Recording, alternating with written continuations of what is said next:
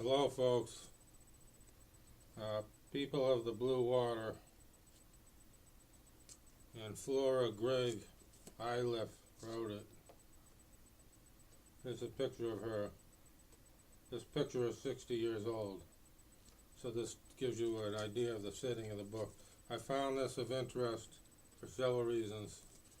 I haven't finished the book yet, but I wanted to talk about something that struck me. Indians of the Colorado River Canyons. What struck me about this woman who lived among the Walapai and Havasupai Indians, she gives a incident. First of all, I believe this to be true, but she gives an incident, and this is in 1900. An elderly woman, Indian woman, who's a mother to one of the persons in this small family, and she's blind and she's tied up and she's attached to a stake, and she can walk only a short distance, and she doesn't go in the family hut. And that's kind of the example of the way some Indian tribes treated those they thought were useless or handicapped.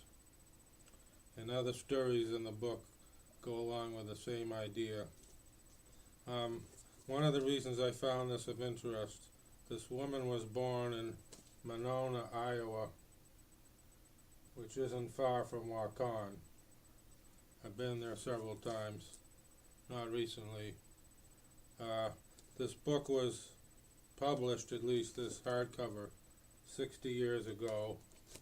You see it here. I won't insult you to tell you how much I paid for it, but like all my books in recent months, I get them all in various places in Missouri.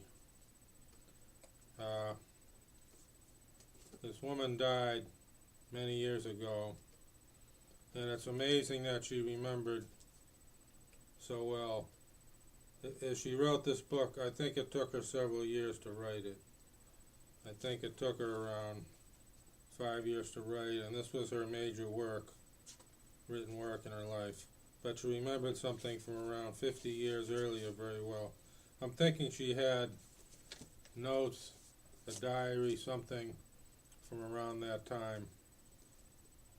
And she was a teacher, and she decided she wanted to teach the Indian tribes. Things were a lot different back in 1900.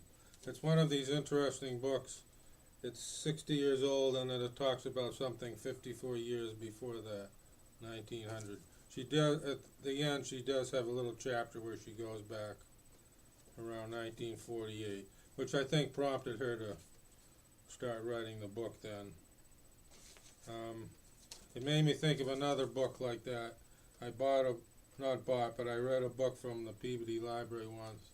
It was entitled Life in America 100 Years Ago. I was reading it in the 1970s, but it was written in the 1870s or thereabouts, and it was about life 100 years earlier, around the 1770s in America. Just kind of a strange juxtaposition of times. So this is a little the same way. She talks about, and I didn't know this, of course, about peyote, and that I had heard about it. Some Indians had a religion and used it, and apparently around 48 they decided countrywide they were going to make it illegal. So many Indian peoples utilized peyote, unfortunately, for around 50 years. And I hadn't realized it was so long. It was more than 50 years, but it caught into vogue, it seems, around the time of this novel, 1900. But as I said, I found it of interest for several reasons. It's considered one of the better works,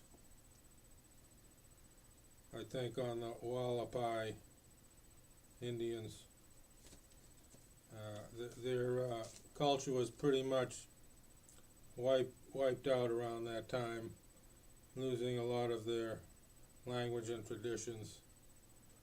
So even before this woman's death, which was not an untimely death, she was aged at that time, but there wasn't much left really. That they had the Indians going to a school now with that is in the 50s with electricity and water, running water and all that, amenities, modern amenities, which wasn't the case in 1900.